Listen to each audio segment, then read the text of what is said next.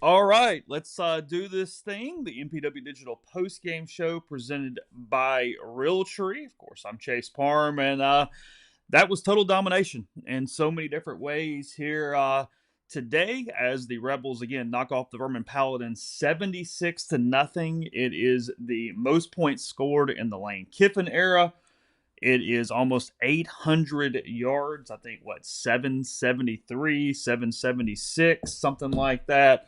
Just again, just total domination from the Rebels here. They look good in tons of facets for this game today, including that defensive line got after Furman. Furman 5 yards of rushing for the majority of that game. I think until the last couple plays there, right at the very, very, very end. So yeah, just so much that went well for the Rebels against a very overmatched team there from Furman. So we're going to talk about it here tonight. We are going to visit with Tyler Siskey coming up in a few minutes.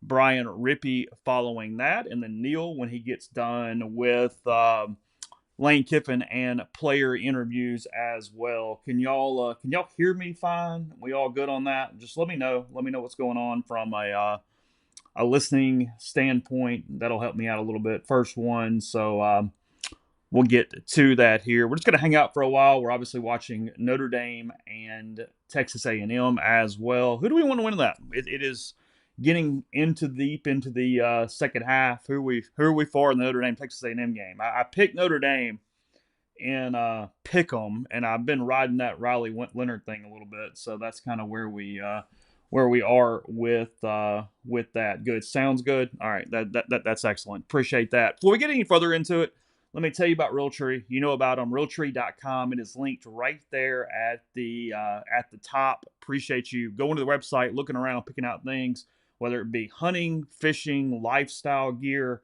Tons of options there from Realtree. They help Ole Miss a lot. They help us a lot. We really appreciate their partnership there with Realtree. We signed a multi-year agreement. They're not just with us this year; they're with us in the future too for this post-game show. So really pleased with that. Really happy about it. Again, gotten to know Tyler and Bill and their family pretty well over the last year plus. So just a great partnership here. So Realtree.com, it's linked. We really would appreciate you going to the website. And then I'll tell you too, when you do that, as soon as you click on it, you're going to get an ad at the very front for 10% off. You can see that right there. Put your email address in, hit continue, 10% off with Realtree. That includes their APX pattern that they came out with earlier this year. It is their new kind of all-purpose whitetail pattern for 2024 as well. So tons of merch, tons of stuff that can help out there with Realtree for that. I know it's again, Sitsky's going to call in a minute. We are going to talk to him. We're going to hit up a lot of this game tonight. As again, Ole Miss just completely obliterates the Furman Paladins. I mean, going through a little bit of the stats. Jaxson Dart played the first half, and trust me, the result was not in doubt in any way. But Jaxson Dart finishes 22 of 27. 418 yards, 5 touchdowns. He had another touchdown on the ground as well. So 6 total scores there from Jaxson Dart. Trey Harris, 8 catches, 179 yards. Bit of a brief, I'm not gonna call it scare. That was too that's too much. But he did have his head bounce off the turf a little bit. Came out, looked like they at least checked him for a concussion protocol there. But he came back in the game. Caden Lee, 4 catches, 78. You saw Juice Wells, 2 catches, 70 yards. And Dart was excellent with the deep ball today. The intermediate stuff, kind of throwing over coverage, under coverage, and then the deep ball. Dart was excellent. Austin Simmons comes in 7 of 16 on the whole, kind of up and down a little bit. First throw was really good. He hits Caden Lee for a touchdown in his first pass. But after that, uneven a little bit, ran a little bit. It was just okay. Ole Miss ended up running for 243 yards and averaging 6.6 per carry, but it was fewer than 5 yards a carry in the first half, just 4.7 in the first half for Ole Miss there. Matt Jones, the one that really statistically pushed that up a little bit. He goes 3 carries for 68 yards and a couple touchdowns. Caden Davis hits 2 of his 3 field goals, misses a 53-yarder at the first half buzzer, hits from 41. Hits from 42 as well. J.J. Pegues gets a rushing touchdown. I tweeted out it's probably the first Chucky Mullins Courage Award winner to score an offensive touchdown. I feel fairly safe with that guess here as we are going through this thing as well. So again, let's get Sitsky on. Let's talk to him a little bit. But that's the key stats. Again, just we're not going to break this thing down in the minutia because frankly, Ole Miss dominated in such a way that it is not worth it. But we were going to talk big picture. We're going to talk a little bit about some of the main things that did happen here with that game. I told Sitsky to go ahead and chime in any minute now. He's I'm sure been hanging out in the man cave, checking out games all day long to hang out with us there. Yeah, look, I'm ready for deer hunting. I'm ready for duck hunting. Whatever you got. I really like the cap. I told Tyler, I think 2 days ago, I was definitely all in on the cap situation here from Realtree. If you're watching on podcast form, you're not getting it, but on the video, you will be able to see that. Tyler, 1 second. Can you hear me, Tyler? Maybe you can't. I don't know. I'll bring you in a second. All right, let's see.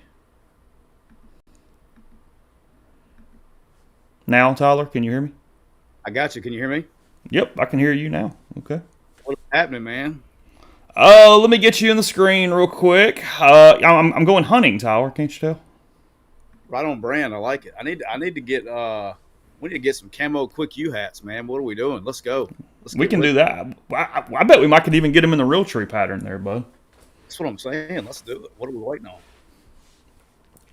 Let's see. What number of Diet Millers are we on, Mr. Siskey? Where are we at? Where are we sitting with this thing? About 7. About 7? I was about 3 in until about the start of the fourth quarter, and I just said the hell with it. I got tired of them. They wouldn't run the ball. I said the hell with it. So I gave them time. Were you getting a little frustrated as they kept airing it out and extending that game to 3:20, 3:30, whatever it ended up being? I was ready to change the channel. Let's go. I mean, I've seen this song and dance before, though. Hey, look, if you're an Ole Miss fan, just listen to what I say from here on out. Leave the live. Go immediately place a futures wager on Jaxson Dart to win the Heisman Trophy. Elaborate. Let's go. Tell me what's up. He's doing the same thing he did with Derrick Henry. He's doing the same thing he did with Amari Cooper. My man's throwing it deep up 50. Let's go. He's getting the stats, baby. He's padding the stats. That's what I noticed because Ole Miss they were a little uneven in the run game early. There's some stuff like that wasn't going, but I was sending some text messages to some buddies and I went, "Nah, Lane's making sure Dart gets his tonight." That is actually what's going on. Is Dart is getting his. That's where we at with this bad boy. I was like, I don't know. It was like, usually as a coach, you're up 30-something to nothing. Let's hand the ball off a couple times. Nope. We're just gonna keep airing it out. It was routes on there for a little while. I'm pretty sure that you and I and Neal could have gone 3 on 11 tonight and made it a damn close game. We could have covered. I think we could have covered at least. Furman looked like an FCS team that was missing a lot of starters from their last season. That was not North Dakota State 2014 out there, guys. It was like 7 yards of separation on every route. There was no. I mean, it was.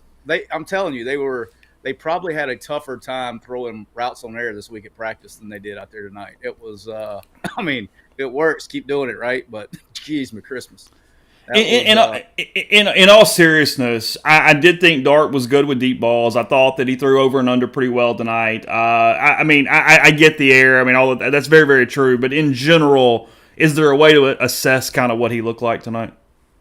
I mean, it's hard. I mean, he played well. He did what he had to do. I mean, it's like you can't. I mean, there's nothing. I mean, you can't. It's hard to. I mean, if you were just wanting to be like a dick and wanted to be picky, you could say, hey, they probably could have worked the running game a little bit there when they were up like 60 or something, worked the running game. But, I mean, the only negative thing I saw at all that would be of any concern at all moving forward was, Bentley, when he is in the game on third down, they need to run a little bit more 5-man protection to get him out the route because he's probably a liability in the pocket in protection. He gets bullied pretty good. So But I mean, that was one play. You know what I'm saying? And he's going to have to. He's very good out of the backfield. So there's things you can do and protect him and go 5-man protection and all that stuff instead of having him in there. He's not the guy you want in there. He's not the sixth guy you want in there helping your quarterback out. But everything else, I mean, dude, that was pretty easy. It looked like they got out fairly good injury wise too, best I could tell. I don't recall seeing anything that looked bad, at least to our eyes. No, I didn't see. I mean, I didn't see hardly any injuries. I wasn't there, obviously, but from a injury standpoint, I don't know. I didn't see anything that would have caused any concern for injury wise. Trey Harris goes for 179 in the first half. They got him a couple here against a lot of overmatched secondary there, bud, for Mr. Harris on his evening. Yeah, no doubt. I'm sitting here. I'm watching. I got the Hawaii Rainbows trying to pull upset here in the fourth quarter, tie game, 3 minutes to go. And how about this? Abilene Christian, 45-45, just tied the game with 5 seconds to go. Oh. Yeah, let's go against Texas Tech. So I got a super chat here from Jason. He says, "Any chance we finish better than the Liberty Bowl this year, Siskey?" He's asking if they can get past Memphis. Yeah, I think you're going to be all right this year. I think it's playoffs or bust, man. I mean, I don't know. I've watched pretty much everybody play today. I'm going to go back and watch the South Carolina game. I didn't watch any of that game. Watched some Tennessee, watched some State, watched some Auburn, watched Alabama, watched Georgia. So it's tough. This week's the hardest week because there's so many games because nobody's playing interconference, right? So, but watching Texas A&M now, so I feel like I got a pretty good feeling where everybody's at. But I don't know. I mean, we may not know until tomorrow night, but I don't know of anybody. They're not going to get tested. At least until Kentucky, and then Kentucky's really good on defense. Vanderbilt, you can see the rust already. He's laid on some balls, things he's gonna have to improve on, but it's visible.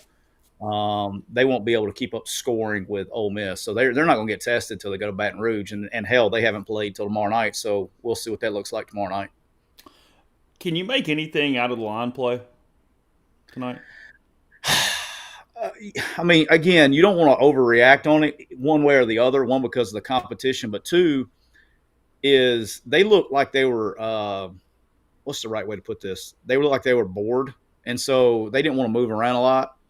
The only thing that the only thing I would have at least seen, especially against Furman, and I'm sure you'll see it as you move forward in the next few weeks, is they need to find a way to establish a run game, because at some point in time, they're going to have to run the football. To get where they want to go. So PTG Brandon's another super chat. Appreciate that. It says, "Tell Siskey to check his text." So he paid $5 for you to look at your phone, apparently. Yeah. Just passing that along here. He says he wants to give away a free bottle of Camus tonight. Okay. That's our guy, Brandon from PTG Outdoors. He wants to give away a free bottle of Camus. I don't know how what he wants to do on that one. Yeah, I mean, Brandon, let us know. Send Sitsky a text. Tell me how you want to run that raffle, and we'll get it done. However you want to do it, let me know. We'll get whatever. Hey, people helping people. The great thing about Camus is, for the people that don't know, is it tastes just as good coming up as it does going down. So feel free to crush it anytime you want to. I may or may not know that from the Boise trip. So who's going to win this Notre Dame game? The person who can throw it past 5 yards and get a first down. Boy, I tell you what, A&M's really good on defense, but Wegman is not that guy. He's struggling. I think he's like 4 of 13 for balls over 5 yards in the air. I think that's what I saw earlier. He's struggling downfield, but I mean, they're both playing well on defense. I'm pulling for Texas A&M just because me and you both know if Notre Dame wins 10 games, the media is going to make sure they get in. Oh, they're in at 10. That's just another spot, and so I would like for them to start the season off with a L. But yeah, it's no good. I'm sitting here pulling. I got my last wager of the night going right now. I got the Kentucky Southern Miss under going. So I'm trying to get my man, send some vibe for a guy Will Hall and tell him to put the damn ball on the ground. Let's keep the clock moving. Hey, let's go back early in the day a little bit. Yeah, Vanderbilt, Virginia Tech, how pulling this about that? thing off 34-20C for Clark Lee and his Commodores. That New Mexico State quarterback looked pretty good, tough as nails out there, getting that thing done. He was pretty damn good today. What I know it said a lot about Virginia Tech. Obviously, don't get me wrong, but hot take of the day is Vanderbilt at least looked better than South Carolina. Well, I mean, look, me included. Virginia Tech is supposed to be damn good. They literally have 21 starters coming back from a team that played really well, and they were outmatched. I mean, let's just call it what it was. Vanderbilt was the better football team on the field. My man Diego Pavia coming in hot Mm-hmm. from New Mexico State. And look, Jerry Keel. I've always said this. Jerry Keel is probably one of the better. There's a handful of them out there, but he's definitely one of the better coaches of that's never had a lot of talent, and he always finds a way to be competitive wherever he's at. And his scheme is dynamic, and Diego was obviously very familiar with it, very comfortable with it. He ran it well. But they literally dominated that game for the first half. Second half, they went through a lull in the third quarter. But dude, they found what was the impressive thing is that was the first time. When was the last time you saw Vanderbilt, give up a lead and come up off the mat and respond and win a Mm-hmm. football? I mean, that showed some character. Look, and I'm not sitting here going hot takes. They're going to the playoffs or anything. Let's don't get crazy. But but I was happy for the guys. My man Neal's brother from another mother. I was glad for them to catch a dub. You know what I mean? Come to find out, maybe just because you have 20 starters back doesn't mean you're worth the shit. Virginia Tech learning that hey, they probably should be Ooh. pretty good. Bad players are still mediocre players the next year. Just saying, Yes, they I will give them credit. They did finish strong last. They were playing well at the end of the year, they were. and they had everybody back. Well, I can go ahead. Well, now we got a Notre Dame up 7. Okay, you're Shoved it ahead of right. me. They haven't scored on my screen yet. They're about to. They're about to score a 21-yard run. Okay, got it. All right. Right up the shitter. Dude, looking at Notre Dame's schedule, there's not much there. Yeah, they don't. They got. Look, tonight's not doing it because I think he's a little banged up, and Leonard hasn't played well against a good defensive front for A&M. But there was a reason I was doing the whole Heisman thing. There's not many games they can lose on that damn schedule. Well, the problem with the Notre Dame that they're going to that part of the reason they're struggling tonight. I think they'll. I mean, they don't. Again, they don't have much on their schedule, but they may end up being a paper tiger. They've only got 2 returning starters back on the offensive line. Or excuse me, I don't think they had any starts maybe on the offensive line. I may have them confused. But I don't know if they had like 2 or 3 starts, something crazy on the offensive line, and they're getting destroyed up front. And as soon as I said that, the Mike Backer, if you watch this replay, the Mike Backer fit the damn run wrong. You know what they say about the A gap there, Chase? That shit's highly overrated. That hey, filling the fucking A gap on counter is highly overrated, man. Just let him go bump his damn head on the goalpost. Great job there, A&M. Gig him. Good job. Where's my ring? Gig him. You like that? You secretly like when they just got gutted right there, right through A gap. I know you did. You have no idea how much. Yes, I can't do it. I understand what you're saying, but I can't do it. I need A&M to lose as many times as they can lose. I can go hang out on the message boards later. I can pop some popcorn. I can watch them say, "Oh, now Elko's the same old shit as Jimbo." Like we can just get going. Like I'm ready for all of it, Tyler. I'm ready for Yeah. all of it. Wegman's missed some throws, man. They've scheme wise offensively they've been fine. He's missed some throws that really hurt them early in the game. Just straight did a freaking sophomore high school sale job on a sale route, and he's not. I don't know if he's the guy, man. He's got a little Cade Klubnik in him for me. You know what I mean? He's I don't know. I don't think he's good enough to take him to the next level. But I'm we'll gonna see. say They're that good on defense. I'll give them that. I'm gonna say that having a little Cade Klubnik in them is not a positive. I'm gonna say that's not a compliment that's coming from you.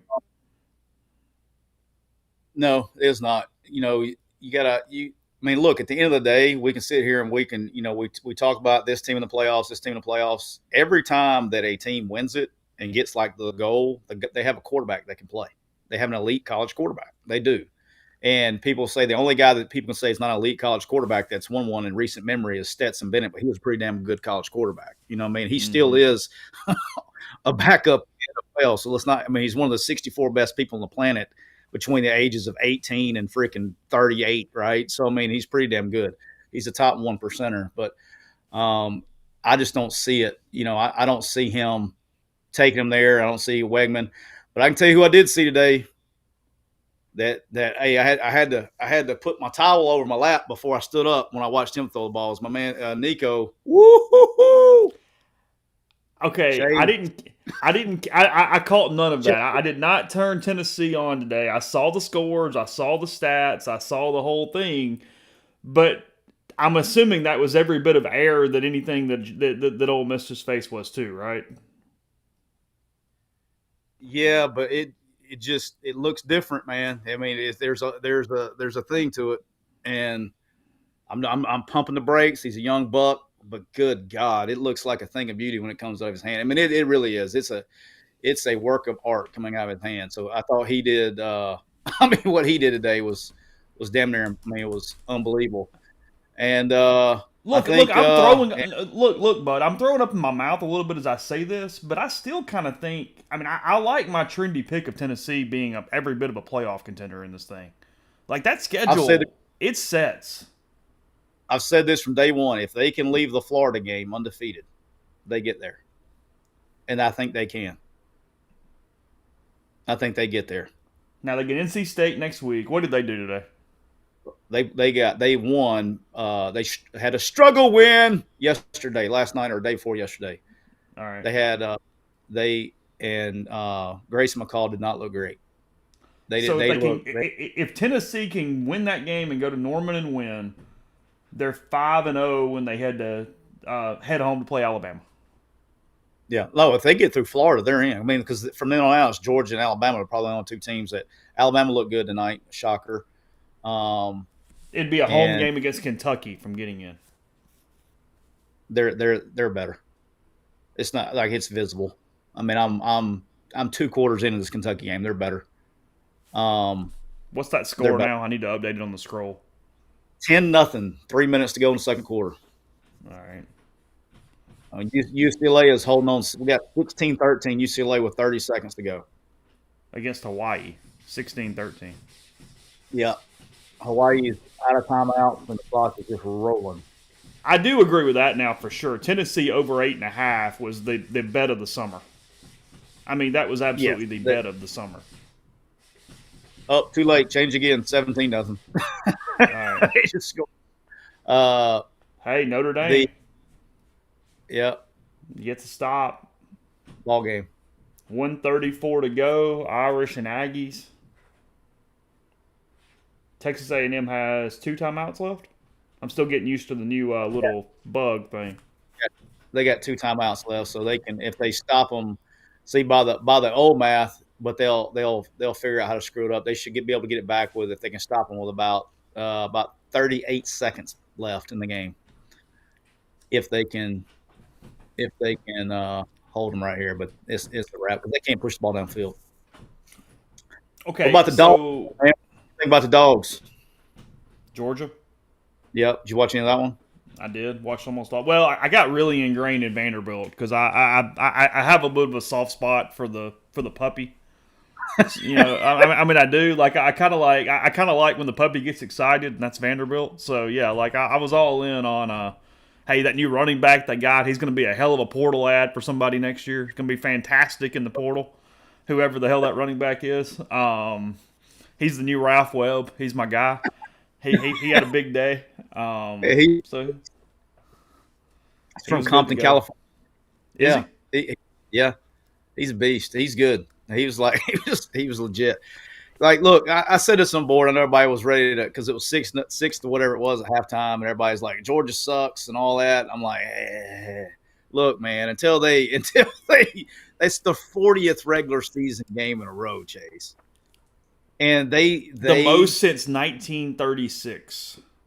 I mean, I get that, you know, as a we like the underdog and all that shit. I get that, but like.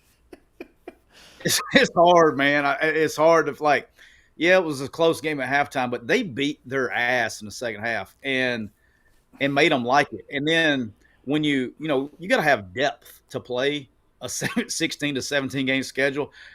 Spoiler alert, they're only going to be playing 16. But they rolled out like with 5 minutes in the fourth quarter. They were like rolling guys. And you know who made their first appearance 5 minutes in with left in the game? The number 1 overall player in America last year. I mean, he finally gets in the game with 5 minutes to go. So it's like they got dudes, man, and they were good. And then probably – But, the thing about Georgia, real quick, before you move on to the next team, is that from a fan or just a spectator or a college football person, they're kind of impossible to pull for. Because they got all this, like, off-the-field crap. They've got, like, all this stuff. Like, it's just kind of, like, even in a sport that's slimy as all hell, they're kind of, like, extra slimy. Everybody's arrested. Everybody's, like, having car crashes. I mean, I almost spit my drink out today when they said Travis Etienne was suspended for a DUI. I'm like, so that's what did it.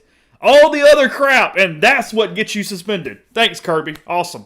Glad you decided to make one out of him. Fantastic. Like, what the hell? Hey, man.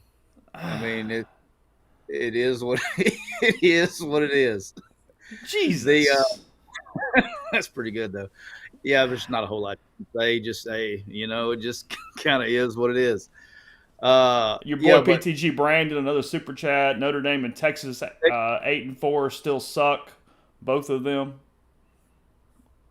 A&M 8-4. I mean, yeah, we're right there. Yeah, it's realistic. That's about what you're heading for right now. I thought they'd win this one. I really did. I am semi kind of happy because Neal took Texas A&M -3, so that's another unit toward his demise the year. Dude, real quick on that. Are we sure he's safe wearing a Dale Earnhardt is overrated shirt in the Talladega infield? 100% safe. 100% safe. I got security. Inconvenienced? No, I got security that's coming with us, like real security. Like literally? Yeah. Are you serious? I'm 100% serious. 100% serious. But you're doing something that's requiring you to pay security, Sitsky. No, he's a buddy of mine. Okay. I trust him with my life. He's been security for a bunch of coaches there. Okay. He's done security for a bunch of coaches. We won't go there tonight, but he's done security for a bunch of coaches in some situations. I trust him with my life. Is that the equivalent of you doing a night in a haunted house, though? Seriously? Oh, it's easy. Hell, I'd enjoy that. That'd be a vacation for me. I mean, I'd be all over that. That's good times. He's not going to enjoy that as much as Alaska, bud. Oh, he'll look. I bet you Neal will be a NASCAR fan when we leave. He'll be ready to go. It's good. It's redneck Mardi Gras. It'll be great. He'll love it. He's going to get cultured. It'll be great. So you are going, too? Oh, yeah. Okay. Yeah, absolutely. You shitting me? Hell yeah. Yeah, hell yeah. We got a crew going. Okay. What I love about that is you're already planning that trip all the way out because you just know you're going to win. Yeah, right. Like, just here's the tickets. Here's when we're going. It's done. It's fine. We're good. We got everything set up. We're ready to go. I'm fired up for him. I'll tell you what. With the team that I was like, holy shit. I think it's time to start taking them serious. Who? And I get that my guy struggled, but dude, Miami looked fucking dominant today, man. They did. They were really good. I mean, look, Cristobal's still worth a loss somewhere because he just is. But I mean, I know it's your guy. I get it. But I don't know with that in ACC with that lineup, man. I don't know if he can even mess that one up. It'd be hard. I mean, Cam Ward. He had him a day, didn't he? Oh, and he's been doing it, and they've been doing it for several years. But dude, he's amazing. Their defensive line they dominated the game. I mean, pretty much every single way you can dominate a game. Dominated up front. Florida, they held Florida. Florida was 1 of 9, I think, on third down, and that was with Lagway at the end of the game when it was freaking garbage time. But dude, they look so damn good on defense, and particularly up front. And then offensively, just Ward gives them that dimension that when shit breaks down, he makes it happen. Like, you don't have to block him. You know what I mean? Like, he's the things that he can do is just, I mean, whoo, they look strong, man. And then, wasn't a good night for my guy Billy. I'm sure he'll feel that one I would encourage him to turn off his Twitter mentions. What do you make of that, though? Was that simply Miami being better at quarterback, more talented in general? Like, I mean, what leads to that level of dominance in that game? There's two things, right? Either Miami's that good or Florida's really bad. It's kind of like when you watch tonight, right? It's like it's hard to get a vibe off of Ole Miss when they literally could have put the scout team out there and covered the spread, right? I mean that's not a joke. It was hard for them not to score. I mean, for Ole Miss to not score. So it's kind of one of those deals.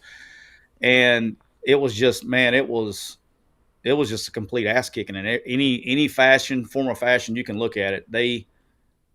Miami kicked their ass. And so they were particularly like the right tackle. That's the one that like the right tackle got beat at least 14 times in that game. And he just was getting sped rushed the whole night long, and they couldn't do anything about it. And then, they just did not push the ball down the field because they didn't have time. I mean, your right tackle, every time they got in third and long, they just pinned their ears back and they couldn't block them off the edge. They were dominant up front. So, okay, go ahead. All right, two things here. One, and I'm getting back to Florida in a second. Oklahoma Rebel asked a question though, because you've been there. Why is A&M such an easy place to play for a 100,000 seat stadium? Why do they lose at home so damn much? I went there where Arkansas State won. It's loud, okay, but it's not. It's like a. What's the right word? It's just like it's a hum. It's a constant loud. It's not like crowd, like fans. So it's almost like a sound machine. You can get used to it. Yeah, like a sound machine. We didn't have any problem. We never had problems with communication in there. I think the only team I've coached at went in there and didn't win, I think, was Ole Miss. We only played there with Ole Miss one time, I think, though, and we sucked. So that didn't. That was still a close game, though, wasn't it? It was like 8 points late. Yeah, we played them closer than we should have. We were outmatched, but we beat them at Arkansas State. We beat them there. Beat them with Alabama there when they had Johnny Manziel, and I've been in there, I don't know, 4 or 5 times now, and I never thought it was that bad a play. Like, you go to somewhere, like if you go to, like the Cowbells, you'll get a friggin' headache. It's a pain in the ass. So you go to LSU. LSU's the worst. Without question, LSU's the hardest place to play. Even now, LSU's harder than like Bama? Well, Bama's weird, right? Because Bama doesn't really get into the game unless they really think they have a chance to lose. You know what I mean? Like, they're not interested. Fans aren't really interested in getting loud until it's okay. If it's a close, they're like, we'll save our energy. If it's a close game in the fourth quarter, we'll start yelling. Early in the game, it's not that bad. I didn't think, coaching there in so many games, I didn't think it was that big of a deal. Auburn's kind of the same way. Auburn, if they have a pulse, they'll be rowdy at the beginning, but if you let them in the game, keep them in the game, they'll stay rowdy. But if you can knock them out of the game, they'll shut up too. So LSU's just always assholes. So they pretty much they're rowdy all the time. So that's probably the hardest place. Florida, they got Samford next week. So okay, 1-1. After that, this is their schedule, Sitsky. I mean, we always talk about those last 5, but forget the last 5. Texas A&M in 2 weeks. So who can score? Who can get the ball down the field? Florida playing A&M. Then at Mississippi State, UCF, at Tennessee, Kentucky, and then that final 5: Georgia, Texas, LSU, Ole Miss, Florida State. The one that's going to get him in trouble early is going to be the UCF game. UCF has got, in my opinion, the best running back room in the country, and you got KJ Jefferson back there too. They look really good the other night. If they were to lose to Central Florida at home, that not going to be good. But at the end of the day, it's going to, regardless of what they decide to do, you know, I counted it up. You're looking at probably about a $61 million decision when you start counting revenue sharing, buyouts, new coaches, all that stuff. It's probably so. How bad is it? Is it $61 million bad? You know what I mean? Like It's hard to believe anything is $61 million bad. That's the question you got to ask yourself. And then in the world we're in now, okay, in the world we're in now, they get rid of Billy. They sit there and they got a freaking rock star as a true freshman quarterback. Is he going to sit there and or is he going to bounce? And so that's something that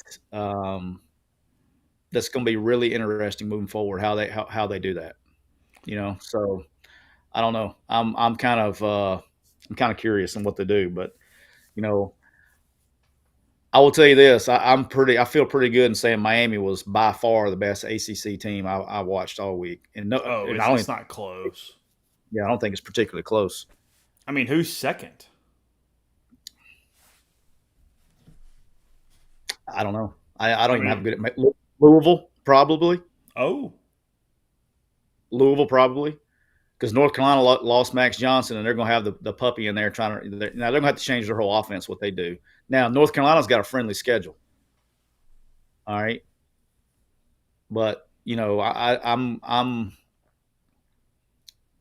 but you got Nate Harrell, you got a puppy. He's not going to be ready to do that. And, Clemson's going to Clemson. And Florida State may rebound, though. You know what I mean? Well, hell, Georgia Tech was in a freaking dogfight with Georgia State a minute ago, so I'm not ready to write. Georgia State was about to beat their ass a little while ago. They ended up pulling away, but it was close for a long time. All right, we got to figure out a way to give this Camus away. What are we going to do? How are we going to give the Camus away? Yeah, we got to give it away. Brandon's come back in with those super chats, said let's give this thing away. So we got to figure out how to do it. All right. What do you want to do? Let's go. You got a trivia question? I got a trivia question. But it's just first person to answer it. I mean, they're all going to have Google in 2 seconds. All right. Well, that sucks. Well, I'm not arguing. Do whatever you want. I'm just telling you that's how it's going to happen. That's how it's going to happen. So I wasn't prepared for this. Yeah. I wasn't prepared.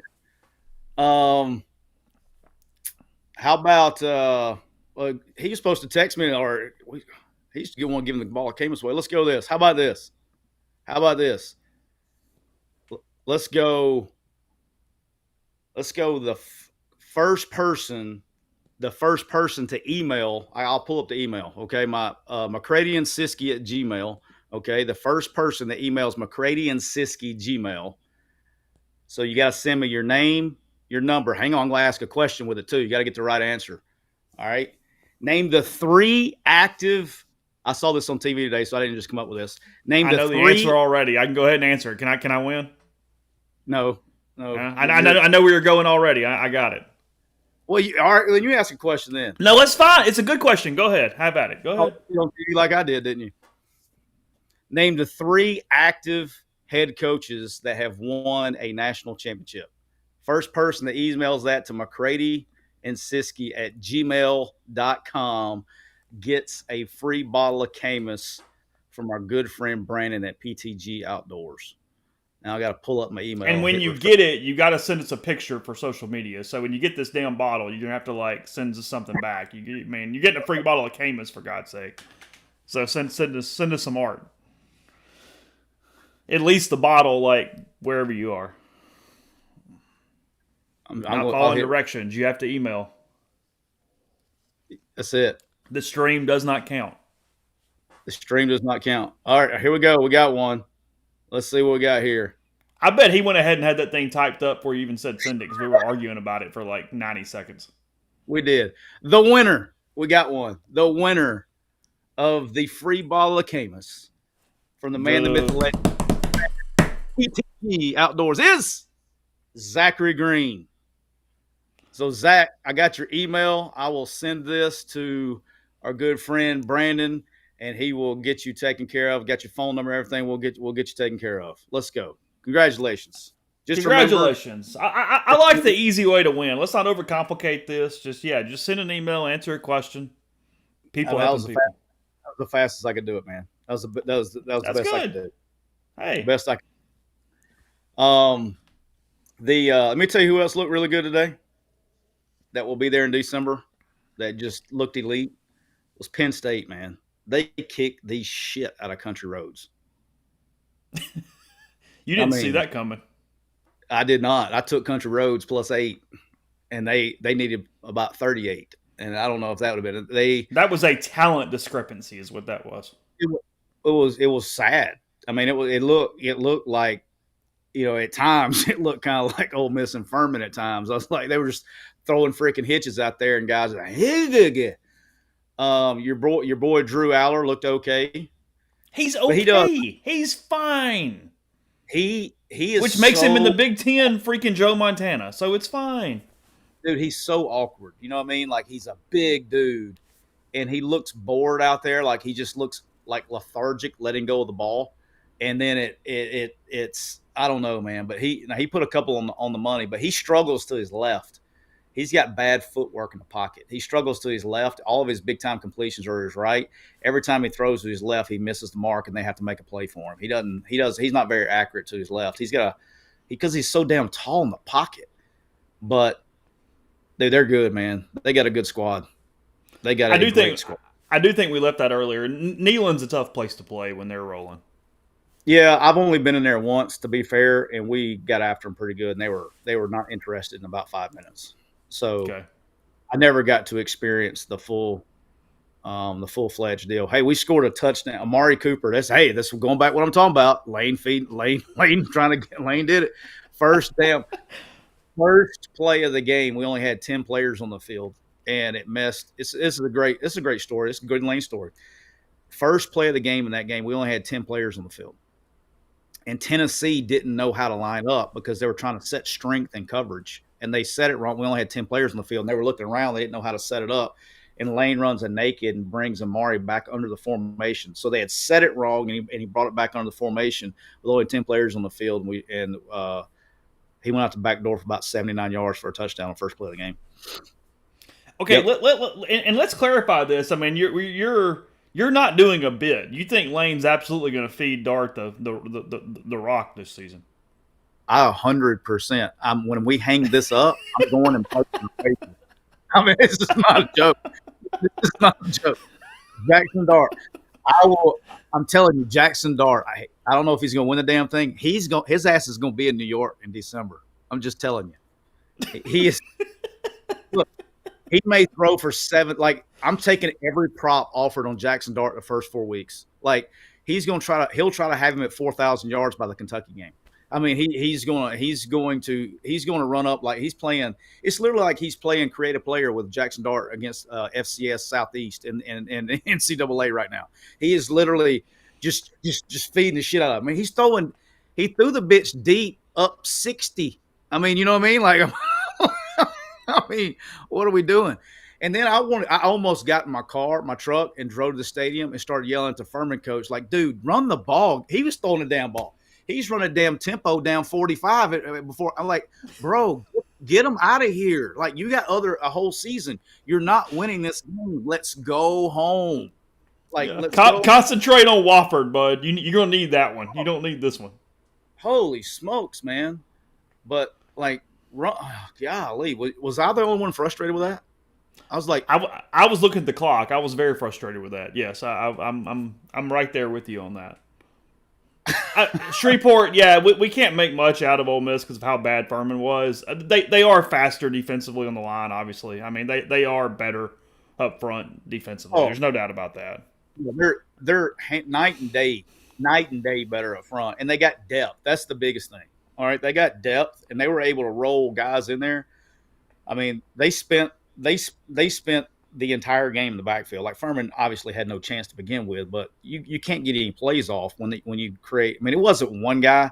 Sometimes you have one guy that can create penetration and do things and disrupt, especially when you have, and it's something to look forward to when you start playing more teams. But Furman was a big zone team, right? And so when you're running inside and outside zone, if you got guys that can push the pocket or push, and create depth issues in the back end, making the running back, move their feet laterally before they can get their shoulder square, like they have no chance. And that they spent the entire game in the backfield. But that was very it was almost kind of like the running game version of the defense.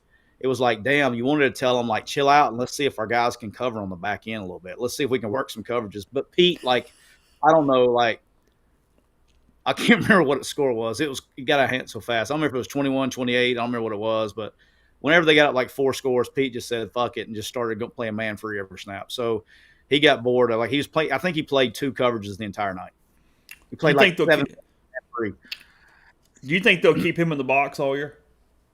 Um, I mean, it's up to him. You know, I mean, I don't know how he feels. You know what I'm saying? If he feels comfortable with it, that's what it's really about. You know, I think when you have the new rules that allow the other coaches to coach and having the staff that they have that allows you some extra freedoms to do that. I know I'd be in the box, you know what I mean? Cause there's things you can't see, you know, and you can see up there. And especially if you're the guy calling plays, it's such an advantage. Like I was always jealous of guys that could call the game from the field. You know what I mean? Like it's so hard to see. Like, you know, I'm a certified card carrying midget, right? So I couldn't see shit on the other side of the field. And so what I would have to do is I would study film to where I knew what the back 7 did. So the rotations or whatever, and that would tell me what the front did. And so because of film study and all that stuff, so I would watch certain guys, and then sometimes I'd have to cut the field in half when I couldn't even see that, and I could just look at the safety near corner, the will, and maybe 4 guys, and it tells me what the other 7 are doing. So that's kind of the trick. But when you're up top, you can see everything. Looked like they had Daughtery with the helmet communication on defense when he was in the game for sure. And then after that, I don't know who the hell put it on. I wasn't really paying attention at that point because it was whatever. But anyway, I mean, I thought they did a good job with the helmet communication. In what way? I just thought it was you could tell that they were just giving him plays and letting him go. What game was I watching today? I was watching a game today where the freaking coach was like, he was coaching, and I was like, dude, that ain't gonna work. They literally, it was an ESPN game because they put what game was that? I'll think of it. I've had too many Doc Millers, but whatever game it was, they let the helmet communication go over the airwaves, and this guy's over there just saying, hey, watch the roll, going to zero, zero check, and it cut out. Like he's sitting there just coaching all the way down. Dude, that would drive me nuts. Like, you need to give them the play. It's too much. Yeah. It's too much. Like I get when you have a young quarterback, but not even that. That's too much. That's panicky. You know what I mean? Like you got somebody yelling in your ear, roll week, zero, there's zero to get them to check it, whatever. And that's just creates so much uncertainty. And he was like yelling when it cut out. You know what I mean? So do you think like Charlie or Lane, they're giving Dart 1 check in the helmet communication? I think they're calling the play, and if they see something, they may say something. But he looked really. I mean, again, look, let's don't get it carried away. They probably. Like. I mean, look, I'd like to give you some great fucking breakdown of this game.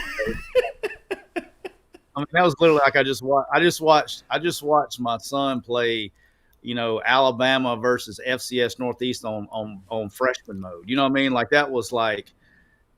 Yeah, I mean, they played a video game out there today. So, I mean, literally played a video game. Everybody had 7 yards of separation.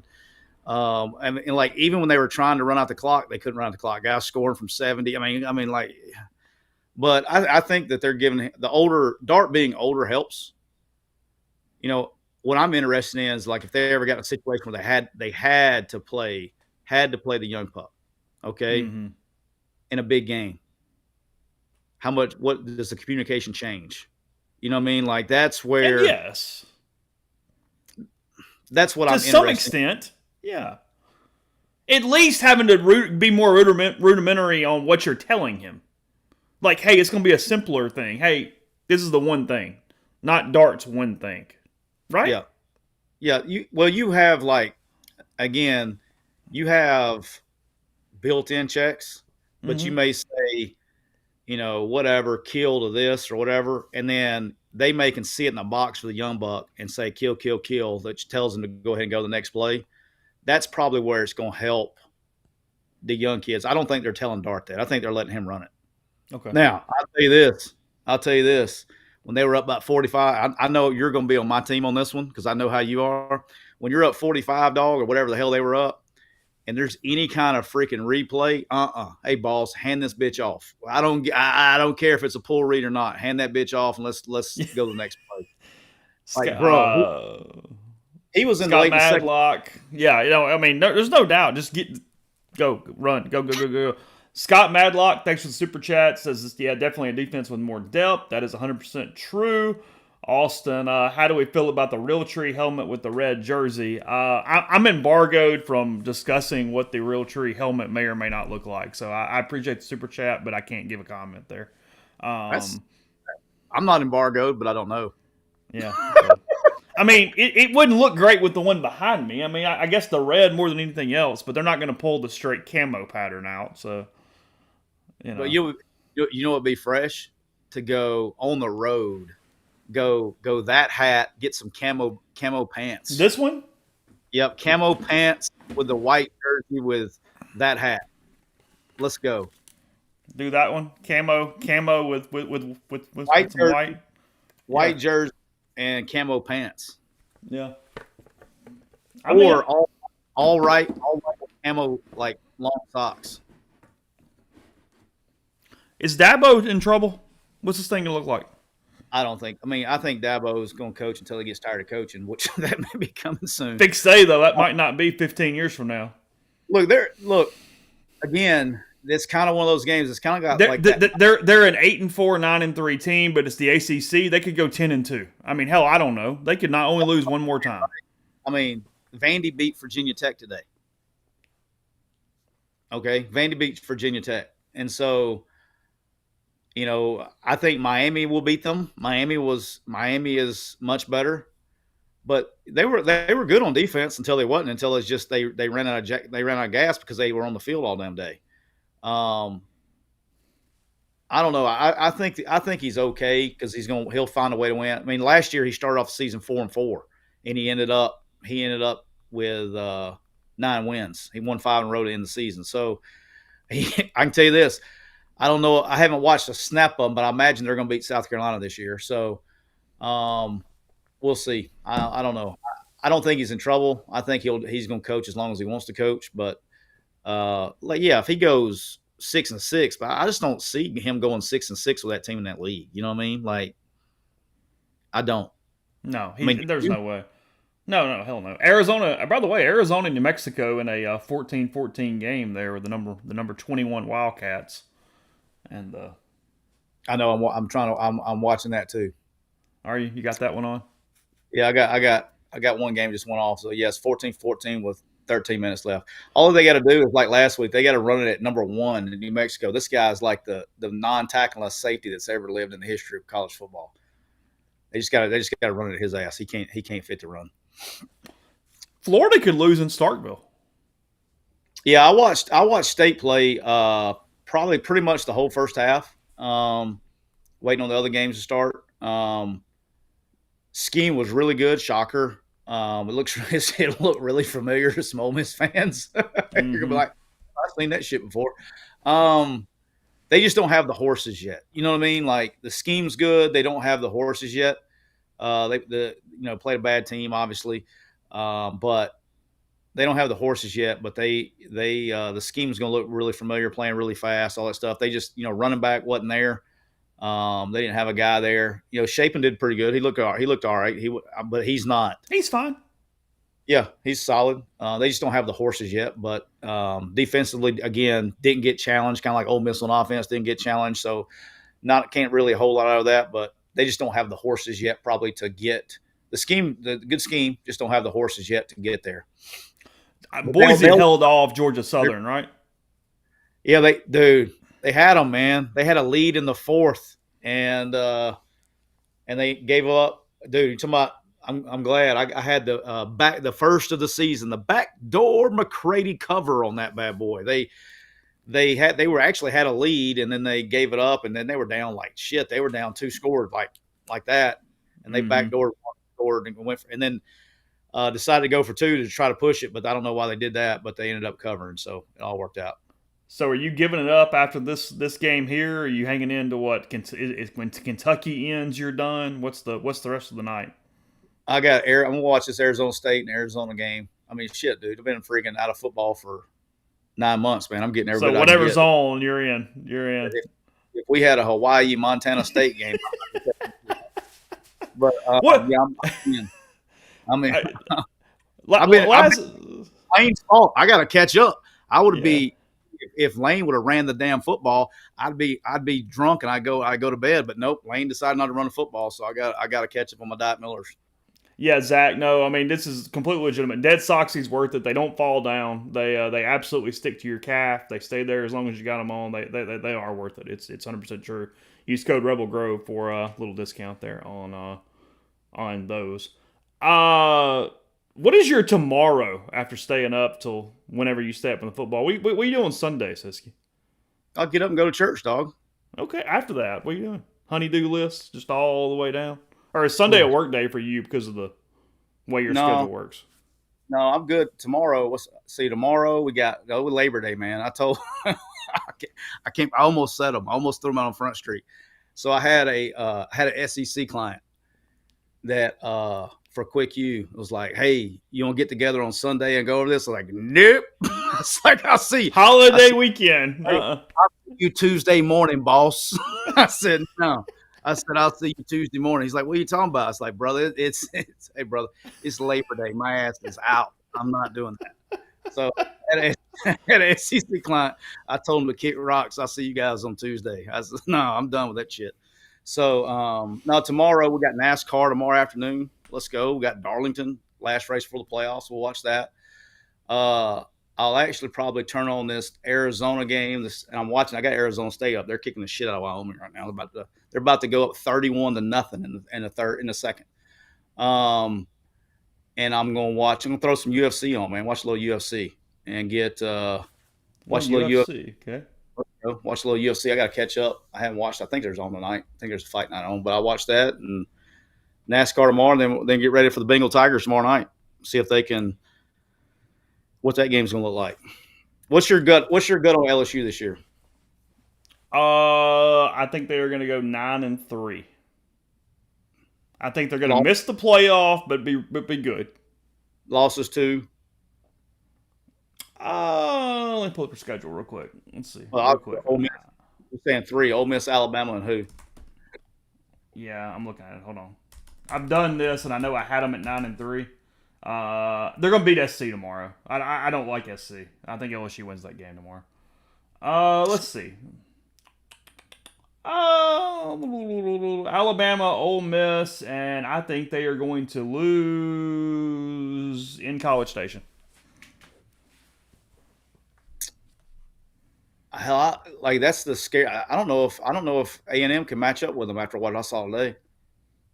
Their third loss is that or Oklahoma. Yeah. See, Oklahoma.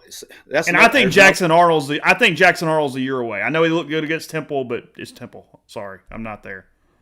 Yeah, he's talented, but here's the deal: is like they up front they struggle, man, and we knew it was coming in, but like they did enough. Like they create stalemates, you know what I mean? But they're not moving anybody. And when you can't move Temple, they created stalemates. They didn't. But when you can't, it's off week for USC. Kiss my ass. All right, so. Somebody said, I saw it in chat. Somebody said that. But when you can't move Temple, man, I mean, when the Vols come running town, that's going to be a problem. But he's a talented kid. You know what I mean? He's a talented kid, and he did well the other night. He made some really good touch balls. But I'm telling you, man, and I know they're coming after me. I know they're coming after me, and they're going to be hot. These Vol fans are going to be intolerable on Nico. I'm just letting you know. They're going to be intolerable. It's coming. I'm talking about, like, it's been a while since Tennessee fan has had a chance to be really annoying. They've been saving up. The battery's all the way full. It Recharged, is charged, baby. It is charged. But, like, when he Like you just kind of know it when you see it, and whatever it is, he's got it, and he's got it with spades. Yeah. So, All right. Appreciate it, all bud. I gotta get Rippy in here before Neal, and Neal's not too bad ready. But peace out. Appreciate you pinch hitting. Let's do it again right, next week, bud. hey, can I give a big hottie toddy to all my Ole Miss people out there? Let's give a little hottie toddy. Whatever you'd like to do, feel free, Sitsky. You're in charge. All right, see you, boss. All right, later, bud. That is Tyler Siskey telling Rippy to call real quick, talk to him for a few minutes, and then get Neal on the horn. Neal sent me a thing, said he's almost ready.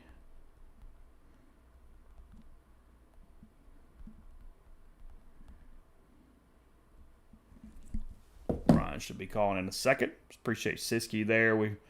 We'll try to fit everybody in next week. We'll have Jeffrey back. We'll have Siskey. Love having Tyler on here this season as well. Somebody asking me about the field logos. I mean, Ole Miss was trying to get it done, but I have not heard anything since then. So I don't know if they just couldn't get anybody to give the price they were looking for. I don't know if that was something that is still maybe coming at some point this season. I mean, it's not like you have to be there for game one. It can be there whenever. So I have not heard anything since my conversation with Keith whenever he introduced that at that time. So I'm not sure where that's sitting beyond that at that juncture there at that point.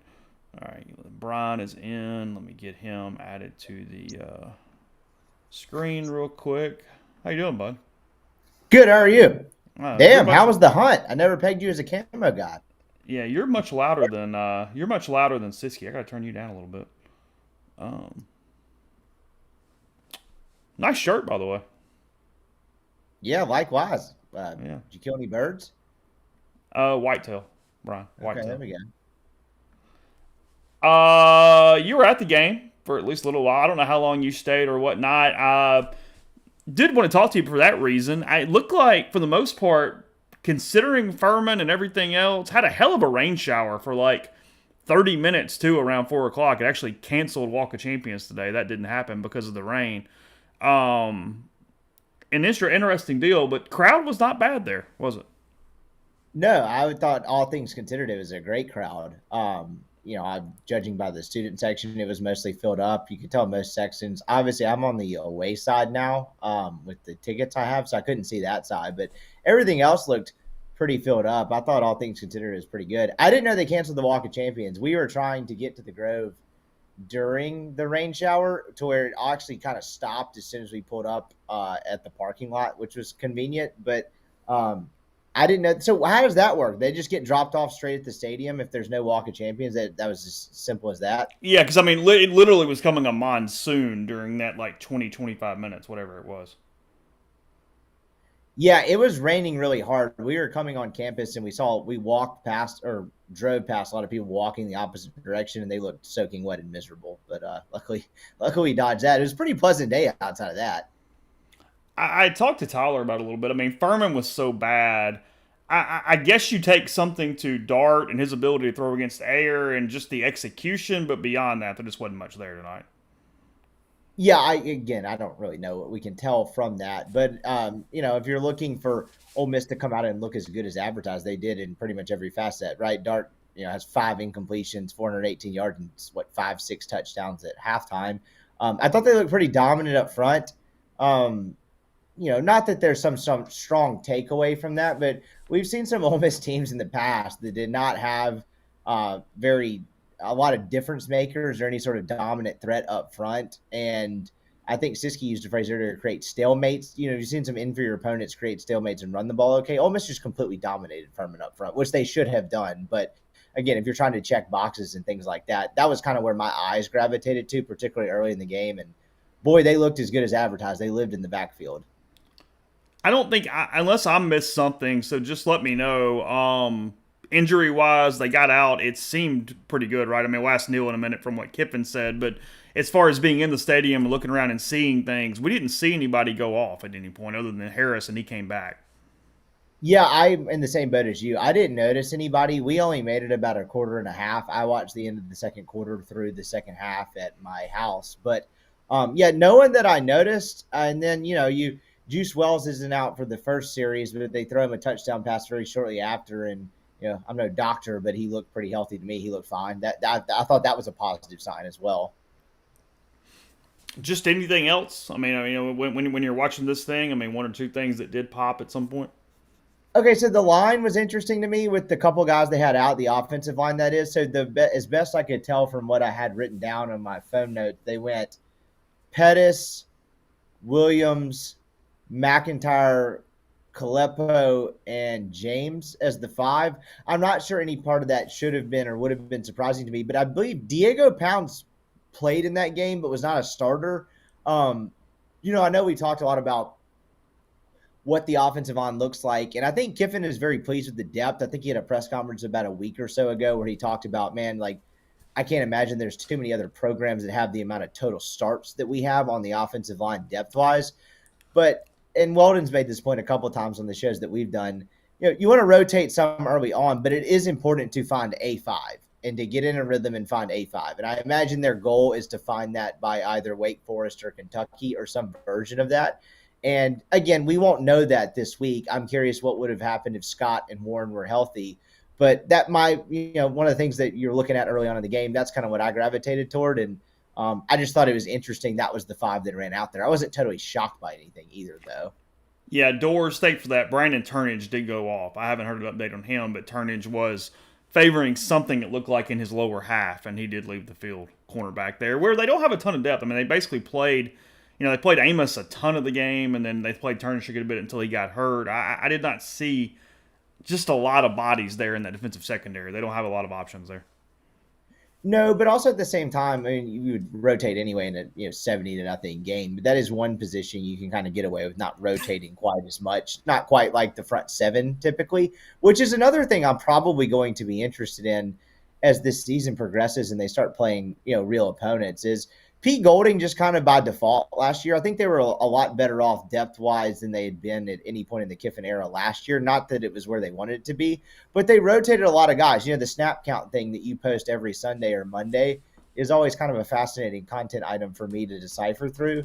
And I'm curious to see what that looks like as the year goes on. I think they have the ability to rotate and play guys fewer and fewer snaps, particularly on the defensive side of the football, more so than they ever have. But I'm curious what that looks like when they go further and further into the year and start playing real opponents. But, yeah, you're right. I thought that Amos kid was pretty good, though. I just kind of assumed he was going to be one of the starting corners. It seemed like just from – Oh, no, he's good. No, I mean, he locked down early. I mean, I did think Furman had that one wide out that was pretty decent, and he completely locked that thing up from that standpoint. So he was excellent. I mean, yeah, I thought actually he really played well. I thought so too. He looked good. Weldon knew about him a little bit and was pretty high on him coming in. I guess another random thing just from being at the game, Furman brought a decent amount of people. I've seen some Vandy sections and some other, SEC teams that are down on their team that year, not to bring that many people. The Purple Paladins actually showed up. Oh, wow. Pretty well. I say pretty well. It's all relative. The main away section is actually next to where I'm sitting on that away side. But it just seemed like they brought a lot of people. I could see why, right? Smaller school, probably a destination trip for some folks, but they had a lot of purple in the stand, so good on them, I guess. Yeah, probably bring more than Middle Tennessee there next week as well. Brian, appreciate that. I'm going to go ahead and grab Neal right here because he is done. Let him get out of the stadium, but we'll catch up next week and go from there from Vaught Hemingway. Sounds good. Y'all have a good one. Get Neal in now. He is done. I did not see him ready to go, so that is my fault. Neal, how are you? Hello, Chase. How are you? Oh, we're lovely. Just hanging out. Just got done talking to Brian. He had a Coors Light. Tyler had a Miller Light in front of him. So you're my first guest that does not appear to have a beer bottle in front of you as we're chatting and hanging out here this evening. Most unfortunately, I do not have a beer bottle in front of me. I plan to have one soon-ish, but not right this moment, no. Okay, maybe it was a concussion then. Did they say anything about Turnage? I thought it was lower body. They said concussion. I missed that one at some point. I think it was concussion, but no, they did not say anything. We're as you well know, we're not going to get post-game injury reports. Literally the only thing we were told is that Jordan Watkins was unavailable due to injury. That is the hamstring that has been bothering him. That's what I believe. That was not specified, just injury. Well, we got the depth chart. Jordan Watkins' body. We got the depth chart, but there was a lot of inconsistency on it because there was multiple players we knew were not dressing or not playing that were on said depth chart. And then Jordan Watkins not on the depth chart, also out today. So just saying. It's a little bit of a I don't know that I don't know that I've ever seen a less clear depth chart in my life. There were 19 oars, players missing. Yeah, it was. Was it really 19? 19, I counted. Yes. You missed the fact that he was being completely serious. Sitsky told us a bit ago that as soon as he hung up, he was going to put a decent wager on Jaxson Dart to win the Heisman Trophy because Lane was simply going to make sure he got his this season. Well, I mean, I think it goes beyond that, though. I think you can see the comfort level with Jaxson. I mean, first of all, let's be clear. Yeah, that's been a theme tonight. That's been a theme. I mean, I'm not going to hammer it, but it's Furman. It's Furman. They were small. They were fairly slow. They were inexperienced in some spots. They had literally no chance, and at times they put up no resistance. So it's Furman. It's the worst team they'll play all year. That being said, I mean, what you can see with Jaxson is that there's a lot of comfort. He's the leader of the team and has been for a long time. Guys respect him. He works. He's having fun. He is better protected in the passing game, it appears. I mean, they're just bigger up front. They're longer on the edges. It's harder for guys to get to him. I thought they protected him better. He's got 2 tight ends now, and last year for half the season he didn't have any. Harris did a good job in pass block too, out of the backfield. You've got guys like Wells, and you still got Trey, and he's got a lot of weapons to Caden Lee. He's got a lot of guys that I think he's super comfortable with, and so it's that. He's throwing as you wrote about earlier in the year, there was this myth on him that he throws a bad deep ball. It's just not true. He throws fine deep ball. And so, he made some plays. Yeah, he's going to get his. But, I mean, look, if tonight were about Lane trying to make a Heisman candidacy out of Jaxson, he would have played the third quarter. And he didn't. And, he played Austin Simmons, and then he played Walker Howard a little late. And, there was one play, second quarter, that Jaxson ran the ball in the middle of the field, and he kind of tried to leap over a defender, and I watched Lane have a mini heart attack. And so, I get what people are saying, but look, if Jackson's going to win the Heisman, it won't be because he puts up numbers against Furman. It'll be because he puts up numbers against Georgia and LSU and those kinds of teams. But the way he played tonight, I give him a real chance to do that. He's an electric quarterback. I'm not a historian as it pertains to Ole Miss or whatnot, but I can't imagine that Ole Miss has started too many seasons with quarterbacks not named Manning who have the potential to do what I think he can do. 22 of 27, 418, 5 passing, 1 rushing, 6 total, 272.6 on a rating here tonight. We're not surprised or shocked, so forget whatever the verb is, but just in general, I guess, did you expect it to be that clear cut of Austin Simmons, the number 2 quarterback tonight? Yeah, kind of. Yeah. We'd heard that for a while, kind of dating back into last year a little bit. The Peach Bowl, we were told he would bend the next guy up had something happened. Yeah, he's got a big arm, as you know, and I thought he made some really good throws tonight. I thought he made some bad throws tonight, some bad decisions. I mean, he looked like a young quarterback at times because he is. But yeah, you can see the potential. The ball really comes out of his hand in a way that you can't coach. That deep ball that he threw on his first pass, I guess to Caden Lee was an elite pass. I mean, he dropped that thing, That was big time. He made some mistakes, but that's what you would expect from him. And look, in these early games when they blow people out, he needs to play. He needs to get snaps and reps, and because if you're Ole Miss, you certainly don't want to have to play a half of a game or a game without Jaxson, but it's possible that would roll around where you'd have to do it, and if it did, you want an experienced quarterback, and now they've got a couple of guys, including Walker, who've taken some college snaps. You make anything out of that run game tonight? Even from a rotational standpoint? I mean, a little. I mean, I think I was responding to my wife. I'm sorry. They're good. I think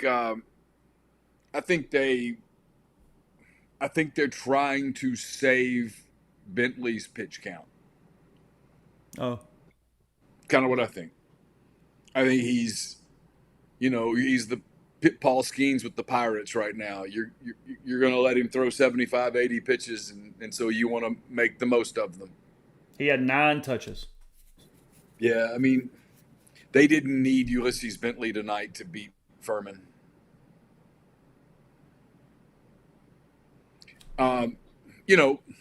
Look, I think it's going to be the question mark. I've said this all along. I think I'm right. If I'm wrong, I'm wrong. I mean, I think it's going to come down to how good can they be in the run game, both run blocking and running backs, especially in their ability to get that 3rd and 1, 3rd and 2. We didn't get a lot of that tonight against Furman. Probably won't get a lot of it against Middle Tennessee or Wake or Georgia Southern for that matter. But, I think that's going to be the difference between this team being a national semifinal team and a team that's biting its nails in a couple of games. Good sign defensively. They got a lot of activity. I get it was Furman. Got a lot of activity out of Chris Paul. He leads Ole Miss with 8 tackles, 5 solo, got half a sack. I think he combined with a kilo stone for that one. Chris Hardy picked up a couple sacks or sack and a half as well from that end spot. And then considering the score, got a lot of snaps and a lot of productive snaps out of Umami Ellen, who, really played pretty well and was active from that end. Somebody who we weren't even sure was going to be out there just because of nursing that labrum injury. They're really good up front. They are. Furman or not Furman, I don't care who that was. They're really good up front. They're elite up front. It's the difference between – it's the difference between last year and this year is that. I'm not belittling what Pooh Paul did tonight. I thought he played really, really well, and he played with a great motor and all of that, but that was Furman. It's hard to because the knock on him is speed, right? Does he have and he was going to be fast compared to the Paladins, so he's faster than Furman, right? So I'm not disregarding that because he didn't start. He played huge snap counts at Arkansas a year ago. So for him to not start tonight, not really play until the second quarter, and not sulk, I think that speaks volumes about his character and that kind of thing. But yeah, I'm able to sort of go, well, okay, but I'm not going to go, Tennessee held Chattanooga to 7 points. They're going to be the greatest. I'm not doing that. So I don't think I can do it with Ole Miss either. It's not fair. But that defensive front, man, it's lit. And not just the starters, the young cats behind them. Cam Franklin had a big day. I get it's Furman, but he had a good opener. Eccles had a big day. Hardy, as we said. I thought I saw Jeffrey Rush do some things. They got dudes up front now, lots of them. Frankly, considering the talent gap, what surprises me is the guy who had the quietest day is Perkins. He was in on that one hurry, and that was kind of it. Yeah, he didn't play a whole lot really. But when you have that many guys, not everybody's going to get. They got DJ Holmes in the game. He's been banged up all of camp, so just getting him in means he's healthy. He wore a black jersey for a good bit of the game. And I tell you, I think Nolan and these other guys, whether it's just playing next to them or whatever the reason, Pegues was really damn active tonight. I mean, JJ's played a Yeah. ton of football, and he was really good in the middle of that defense. Well, Nolan really takes pressure off of him. You can't key on JJ when Nolan's there. You almost are forced to key on Nolan, which lets JJ cook a little bit. Same on the other side with Ivy, where you really have to pay attention to Imani Allen. And I saw some people saying, hey, they didn't think Daugherty played particularly well. I thought he was pretty good early. I thought Coleman played a good game. They were going up against a limited offense, and they teed off on them. But that's what they faced. And one of the things Lane talked about after the game that I thought I thought it was interesting. I'll probably write about it tomorrow because it's after 11 o'clock tonight. If you're still staying up to read more Furman content tonight, God bless you. He talked about how they challenged them to treat tonight's game like it was an SEC game, and how you can do that kind of thing, and guys typically don't do it, and they kind of maintain their intensity throughout, and they played the game that way. And he made the comment, I like this group. He kind of talked about how he just likes their approach, things that I'm not sure I've ever really heard Lane Kiffin really say that much about his team, especially after a game like this. I mean, look, they opened last season against Mercer. Is that right? That's right. Yeah, 100%. And it was like 70-0 or 73-0. I mean, we've kind of been down this road before, and I thought his comments this time around were different. He likes this team. He loves its mentality. He loves their approach. He loves they kind of are unselfish. He talked about how on a game like tonight, sometimes, typically you can get star players are upset that they're not getting their stats. They're not getting to pad their stats. And he's like, we didn't have any of that. We just had guys just go play. And he likes that. And he pointed out, hey, it's just one game and it's the first game and there's a long way to go and all of those things. But you can tell just by the things he says that he really likes this team's approach and work ethic.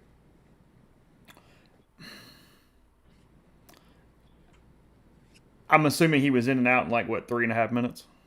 Lane? Yeah. It was like 8 or 9 minutes. I mean, okay. He kept getting the same question over and over a little bit. People asking, have you ever had an offensive performance like that? And the answer's yes. Yes. And he didn't. I mean, he said it's hard to do that. I mean, even, just kind of going up against air, you're going to make mistakes. But look, Lane's been on championship teams. Those teams, when they won the championship, they didn't beat Furman to win said championship. They're going to have to play better teams, and I suspect Lane saw some of Georgia, Clemson today, and he knows that there will be tougher assignments. There it is. Yeah. So, but the assignment tonight was Furman, and they passed it with flying colors. They didn't get to play Georgia tonight. They played Furman tonight. Speaking of cooking, that over 2.5 for the Commodores is looking better all of a sudden. Hey. I was genuinely, all jokes aside, kind of caught myself feeling sort of happy for them with that. I definitely did. I watched more of that game than I did Georgia Clemson this morning. Yeah, I watched some of Vanderbilt early, and then like an idiot, I went for a run at 1 o'clock, and it was hotter than hell. And then by the time I got back and had recovered a little bit, Virginia Tech had actually taken a lead, and I was like, well, there you go, long game. It was cute while it lasted, yeah. Yeah, and then for them to come back and miss the field goal and still win in overtime, it also shows you this. We always talk about this about NFL teams and stuff. It's a quarterback game, and when you have a good quarterback, he does sort of mask a lot of other things, and he does make you more serviceable. And I thought they got pretty good quarterback play today. He was good. He was tough as hell. And that makes them obviously a better team. And they were able to get a big win. And the ACC looks like trash right now. And outside of Miami. Yeah, Miami did not look like trash. That's true. Florida, whew. Florida can go to Starkville and lose. I told Sitsky that's Florida could lose a lot of games. They don't have much. the under 5.5 for the Gators. The under the 5.5. I mean, Cash register. The under Billy Napier. I mean, I don't know how good of a golfer he is, but he might get to play a lot in November. He's owed $26 million at the end of the year. Yes, that is correct. That's a lot of money. I said that in July. You know, I asked around in Dallas, and they were like, he's $25 million or whatever it is, and that's a lot of money to pay somebody to go away. But that is. I think he's got to get to 6 wins, 7 wins to have a chance, and that's going to be hard. No way in hell. Going to be hard to do. Also, they're going to take some L's. They're going to take some L's, like not just some losses, whippings. But L's, yes. The other team is going to take some L's because, look, I don't care how athletic he was crappy today. South Carolina, Spencer Rattler is the new Jeremiah Masoli. The Gamecocks sucked. Yeah, I didn't see any of it, but I followed along a little bit, yeah. They won because Old Dominion handed them the ball on the 5-yard line late in the game. That was it. The Monarchs had that bad boy won. Yeah, I mean, I do not like week 1 hot takes, but there are a few that I feel like you can sort of make, and I think the bottom of the league is different than what we thought it was going to be, because I literally think the people at the bottom of the league are different than we thought it was going to be. I think it's Florida, South Carolina more than it is Vanderbilt and Arkansas. I don't think Vanderbilt and Arkansas are world beaters, but like I said, I thought Vanderbilt, you could tell that just quarterback play and look, Clark's toughness showed. You know, Clark's defensive prowess. He's a very good defensive coordinator, and I thought his defense had a good plan for Virginia Tech. And then, like Arkansas the other night, much like Ole Miss, they played against air, but I think you could see where they were far more creative, and you could tell it was a Petrino offense and not a, by God, we're going to jam this square peg into a round hole offense. And with Florida looked kind of desperate a little, and I didn't see Carolina, but I saw the numbers. You saw enough. I mean, I'll tell you, I was thinking about it in real time. Ole Miss probably should be very thankful for Kentucky right now, because Kentucky's good defensively. They're going to challenge Ole Miss offensively. Ole Miss is going to win the game because Kentucky can't score enough to beat them. But it's at least a team with a pulse. Otherwise, you run the risk of going into Death Valley having played no damn body, where nobody even got your heart rate up for a minute, and you've just rolled in Columbia, and you've done all this stuff. And I do think it's important as it is when you have this many transfers to get a bunch of early wins and stack momentum, it's also important to at least play some damn body. And Kentucky at least gives them a body to play that they can have a real game that day. Because otherwise, they might not. Georgia Southern might be the second best team they play until then. Georgia Southern played really well against Boise State today. Yeah. Boise won, right? Yeah, they did. Because they had a running back that ran for about 400 yards. He was great. 400 Kentucky yards currently beating. I don't think it was 400, but it was a damn lot. It seemed like 400 when I was pulling for the goddess. Kentucky 31-0 right now over USM. I think Kentucky's going to be a good team. I agree with you. I think it's probably a blessing for Ole Miss that they're going to get Kentucky before LSU. Because if South Carolina sucks, I think Wake sucks. I don't know about Middle. God bless them. I don't think they're going to be particularly good. So, you're going to go. You don't want to go to Baton Rouge untested and roll into there. I'm fascinated to see LSU tomorrow night. They're going to win. Middle Tennessee just started the fourth quarter. They are beating Tennessee Tech 21-11. All right, how about that? Yeah. Is that Derek Mason? Is Derek at Middle? Is he not at Middle? Did I make that up? Yeah, I guess Derek Mason is at Middle. Kentucky's in another delay? Good God, I'm sorry. I feel sorry for their media. I was trying to decide whether I wanted to make a Tennessee Tech joke or not. Too soon. Is it still too soon? I think it's always. I think it's perpetually too soon. I don't think there is a not too soon for that. Yes, that is true. Yeah, Kentucky in its second delay in a 31-0 game. That sucks. Yes. The cups are sponsored now. I just grabbed a cup. Okay. Did you eat a cookie? I did not. Did you not? I did not have a cookie. What was the meal? It looked like they had pulled pork and stuff. No. Nah. Salad? That was good. They did have salad. I did not get a salad. You ate literally nothing. I did not. They had salad, but I didn't. Okay. I started to get some salad, but I was like, I was trying to get ahead. And then the game lasted 4 hours and 7,000 minutes. Were you as mad as we were that Lane not even really Lane, the the Furman coach kept throwing the football at different points? Yes. At one point they said the game is delayed because the chain is broken. I'm like, do we really need a chain? I mean, the yards are marked. Let's guess. Go. It's fine. It's like it's 69-0. Just go. Yeah, I was, as you can imagine, I was actively frustrated. It took way too long. I mean, I thought about you. I'm like, Chase is worried they're taking plays away. Like right now, I was like, can we take more plays away, please? Yeah, I did look up at one point and went, yeah, time limit's not a problem today. We're good. This game's lasting a minute. It's not over yet. It's perfectly fine. Yeah. New Mexico and Arizona. Arizona ranked 21st in the country. They are in a 24-24 tie with the Lobos right now of New Mexico. Oh. They're in Tucson.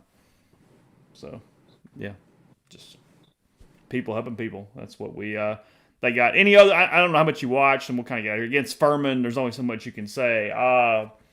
Any other take from the other games today? I mean, Georgia's a beast. Yeah, come to find out, getting woolly about their 6-0 lead at halftime might have been a touch premature.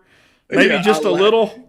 I'm not picking on anybody because I get a lot of stuff wrong too, but there was some cat on our message board that was like something about Georgia, and I was like, dude. There was one post that said Ole Miss is going to beat it by multiple scores. Right? Well, if so, they better bring a lunch that day. Maybe so, but that means Ole Miss is hell. I got to tell you. I read that when I was like, hey, that is a hot take, week one. That is scorching. Yeah, I mean, they look great. Boise ran for 371 against Georgia Southern. Bama did what I kind of thought Bama would do with Western Kentucky. They stepped on them. Yeah. Ole Miss did what Ole Miss did. I thought Texas looked good. I really did. Texas looked better than that was the baseline because Colorado State's not awful. No. And that was well done. A&M can't throw the football down the field. Texas is talented. A&M was anemic offensively. Yeah. It was rough. That was a gutty win for Notre Dame. And Notre Dame's got a pretty clear path to the playoff. Yeah, you guys need Notre Dame to get popped by somebody somewhere. You need them to lose. Look, I've been predicting this. I mean, I was trying to grab Riley Leonard Heisman stock, for God's sake. So, I mean, it's Ole Miss fans, listen, you guys, I love you. But y'all, not all of you, but some of you that post a lot, y'all got to figure that y'all cannot cheer. Well, you can cheer at any way you want to, but there were people that were taking joy in the A&M losing to Notre Dame. It's like that was not the outcome you wanted. No, because there's plenty of time for A&M to lose. There's only so many chances for Notre Dame to lose. Yeah, I mean, like you wanted Florida to beat Miami. You need. Because you want the ACC to muddy up into one bid. Yeah, like next week. I mean, crazy. It's this. You want Arkansas to win at Oklahoma State. You want those kinds of games because you're going to play those teams, and you don't want those wins to be meaningless. I mean, do you want Texas to beat Michigan, or do you care? I think it's best for the league if it comes down to which league gets 4, SEC or Big Ten. I think the more SEC wins over Big Ten is best for the SEC schools. I mean, yeah. I thought Missouri looked really good the other night. They did. I mean, what, 50? Missouri looked kind of like Ole Miss did tonight, kind of elite. I thought Ole Miss looked elite tonight. Tennessee looked good today. It was Chattanooga, but Tennessee looked good today. That quarterback's really talented now. He's the deal.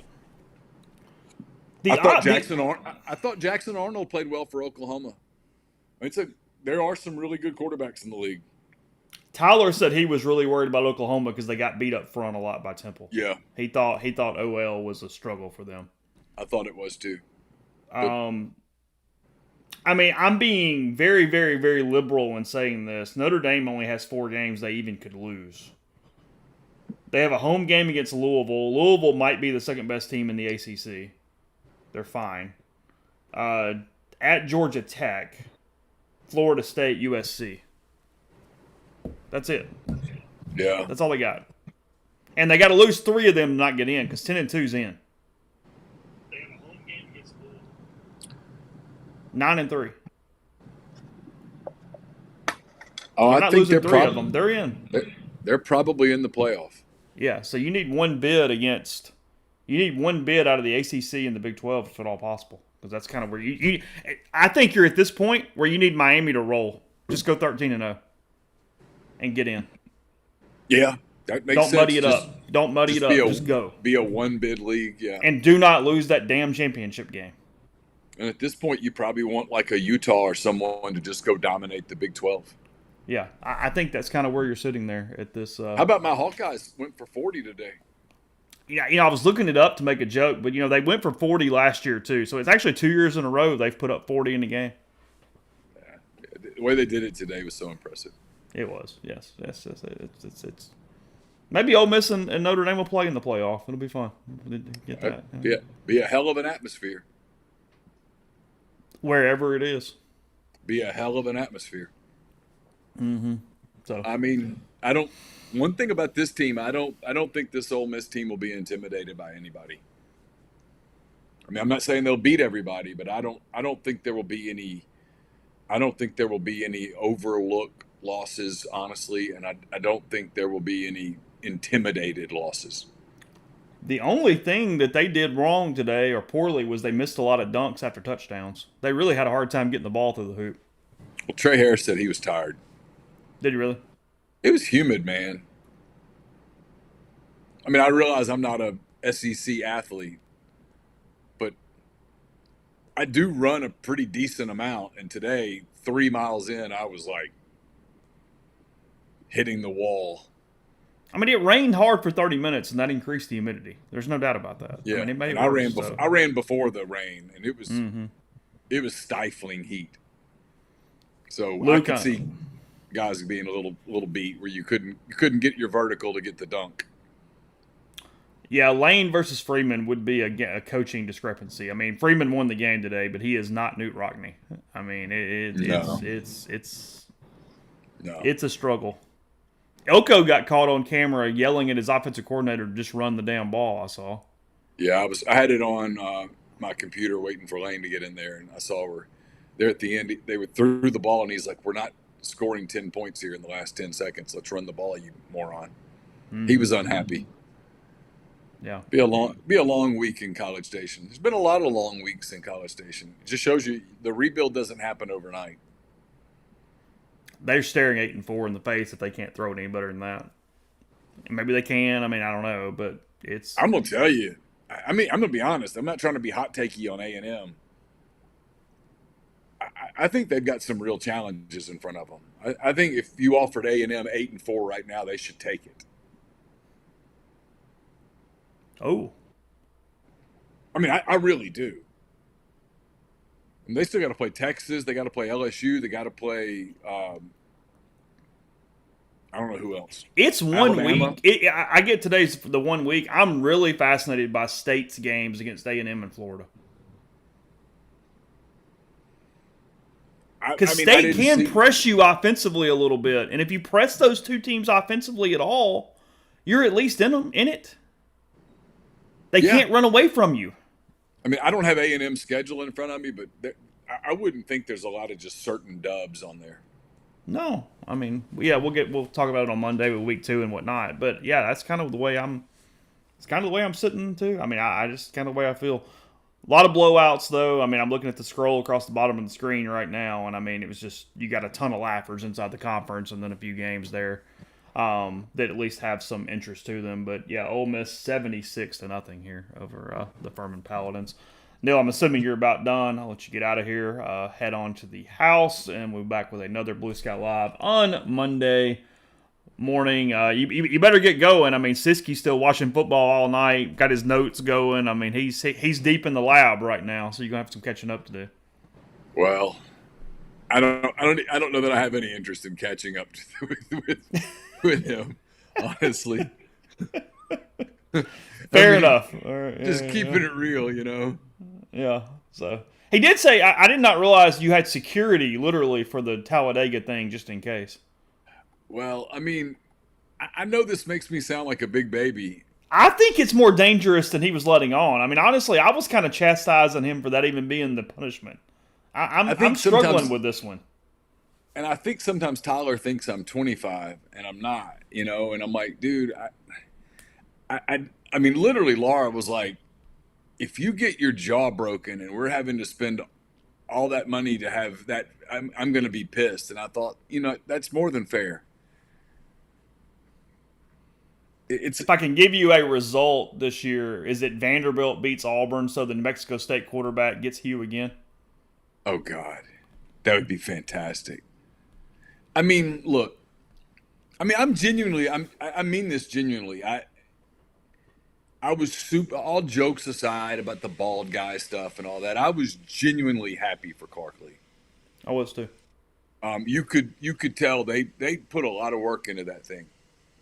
And boy, it's easy when you suck like that to let go and to give it up.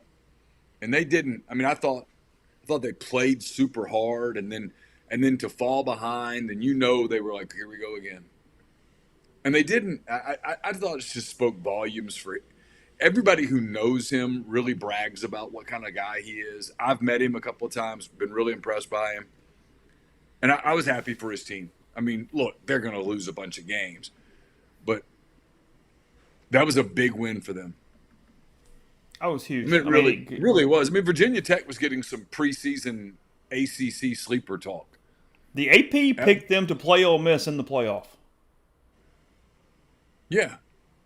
I mean, it was a big win for them. That really was. That was – maybe that'll get some of their people excited. And look, if they get to a place where they're pushing for 6 wins or something, I mean, you wouldn't want to go to their place and play them unless you had a dominant team. Mm-hmm. And, I mean, I don't think Auburn has a dominant team. No, it could be a little scary at times. There's no doubt about that. I mean, so we'll see. All right, get out of there. We'll talk. All right, be good. All right. There's Neal McCready joining us from Vaught Hemingway Stadium. Appreciate him. Tyler Siskey, Brian Rippee today too with their time. Again, I know we're kind of late. I know we are here wrapping up as Ole Miss knocks off Furman 76-0. But again, really appreciate Realtree for all their support. Please do me a favor. Go to Realtree.com. Look around. Find something you like. The hat I have on, it's my favorite one that Realtree's had. They've got that available. They've got the clothes available. They got fishing stuff. They've got all kind of different patterns. Obviously, some Ole Miss stuff coming later this year as well. It's just some good recipes, too. I mean, Realtree is a great website just to go to, hang out, see what they've got available. I've cooked their chili throughout the winter. It is one of my favorite chili recipes now. They've got stuff for every different meal and all those things, too. It is a lifestyle brand as much as it's a hunting brand, so really appreciate Realtree for their support. Again, they're here all season, here for multiple seasons as well. So, again, really do me that favor. I would really appreciate it. All the super chats, thank you for those, all the viewers. Hey, we gave a bottle of Camus away tonight. That was huge. Appreciate PFG Brandon for that support. Zachary Green winning the bottle of Camus. I know Zach, so I appreciate that. And all you. Great. Hey, look, we have a good time every time after Ole Miss games. All the support, getting to know you guys, y'all hanging out. It's one of the highlights of my week, and I really appreciate that, and I mean it. I'm not just saying that. So, look, we'll be here again. Middle Tennessee State, Ole Miss, next Saturday from Ball Hemingway Stadium. We'll hang out, we'll talk, we'll laugh, we'll drink, and we'll have fun following that game as well. So for this one, Jaxson Dart goes for almost 500 in total offense, scores 6 touchdowns. Trey Harris has a huge day. Ole Miss plays a ton of people, and for the most part stays injury-free except for a couple possible concussions. So that is one. Ole Miss 1-0 after a 76-0 win over Furman, the most points in the Lane Kiffin era. This will be in podcast form tomorrow, actually tonight as well. I'm about to do it right here when we are getting done, so you can listen to it if you missed it. If you missed something, go back, podcast. And again, thanks to Realtree. Realtree.com is where you go as they help Ole Miss, and we need you guys to help them as well. Take care. Have a good Sunday, and we'll be back again with you on Monday morning.